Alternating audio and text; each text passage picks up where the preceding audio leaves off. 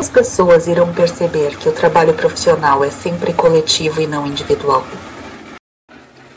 Pois é. Um vendedor, além de simpatia, precisa ter boas relações com as pessoas. Um tenista precisa do seu treinador e da preparação física. Um artesão necessita de aprendizado das técnicas, desenvolver fornecedores, etc. Da mesma maneira, o que estás perguntando serve para os profissionais da informação. Em algum momento, de alguma forma, precisaremos recorrer a alguém, pois precisaremos de orientação.